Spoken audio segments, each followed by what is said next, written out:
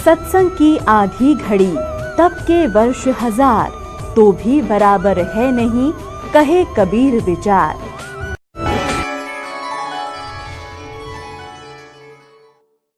इंद्री कर्म न लगे लगारम, जो भजन करे निर्द्वंद रे। निर्द्वंद है सुबह उठते ही मंगलाचरण करे, फिर एक जोटा मंत्र का, पहले मंत्र का मार देते 10 हुए 20 हुए 5 हुए जितनी हो, और घने हो जाए तो और बढ़िया सारे कर ले, नहीं तो जल्दी स्पीड नहीं खींचा अपना, चाहे 10-15 मंत्र हो जाए। आपकी आत्मा मन आसानी से जितना कर सकता है सुबह मंत्र कर लीजिए, 2 कर ले, 4 कर ले, 10 कर ले। फिर कोई काम और याद आ जाता है, उठ कर अपना वो कर ले, नित नियम करे जो सुबह नित नियम दिए जाते हैं, फिर अपना काम धंधे में चला जा। तो सिमरण, फिर सांस का सिमरण शुरू करता चला जा। जैसे जहाँ से जहाँ तक आपने जाना है 2-4 1-आध घंटा लगता है, तो उस दौरान मालिक को याद करता जाए। फिर असुर निकंदर रमणी का समय हो जाता है, उसके दौरान फिर भक्ति करे, अपना काम भी करता रहे। शाम में फिर संध्या आरती होगी, फिर सिमरण करे। सोने से पहले बैठ कर एक नियम बना ले, सोने से पहले हमने 10 मंत्र करके सोना है, पहले मंत्र के, और बाकी 1 माला 2 माला जितनी तुम्हारा समय अलाउड करे, तो सांस वाले की भी करके सोए। और कई बार ऐसा होगा सोते सोते फिर सिमरण शुरू हो जाएगा, रात में भी सुमरण चलेगा आपका, वो भी लेखा होगा।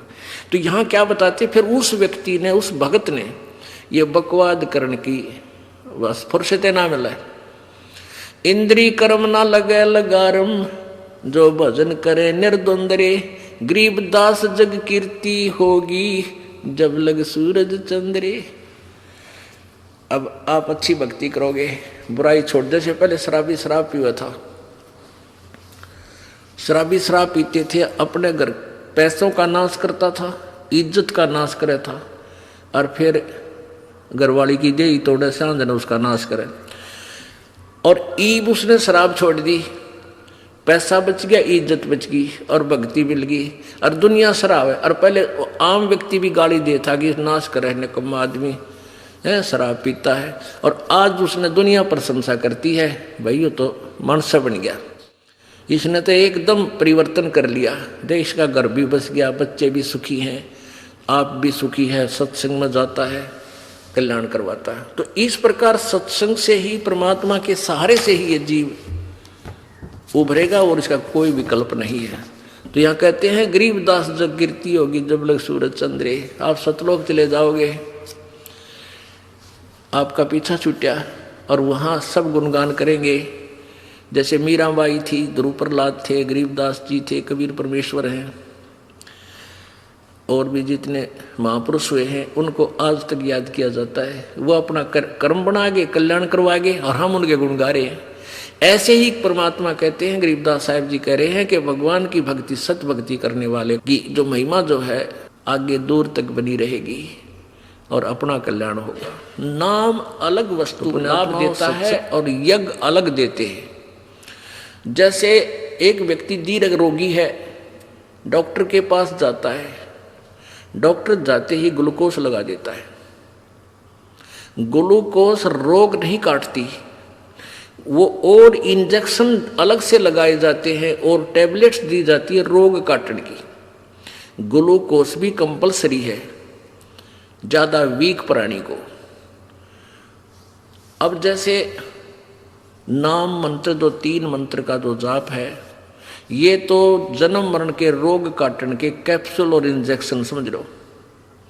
और ये 5 यज्ञ, एक यज्ञ है धर्म की, दूसरी यज्ञ ध्यान, तीसरी यज्ञ हवन की, चौथी यज्ञ प्रणाम, 5वीं यज्ञ ज्ञान की।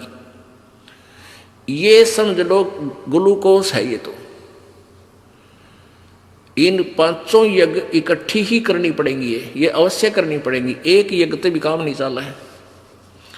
तो कहने का भाव ये है कि इनमें से मोक्ष होगा। इन्होंने क्या ले रखा है, एक हवन यज्ञ चुन ली। ये तो ये पहले कराया करते ऋषि राजाओं के पास जाके थोक के वहाँ का घी मिल लिया करता है, इन्हें एक बड़ा कुंड बना लेते, चंदन की लकड़ी घेर कर उसमें, या नीम की, पीपल की, जैसे भी लाकर, और दे स्वाहा स्वाहा, बड़े बड़े कड़छे लेकर ठोके जाते हैं, भूर भुव स्वाहा।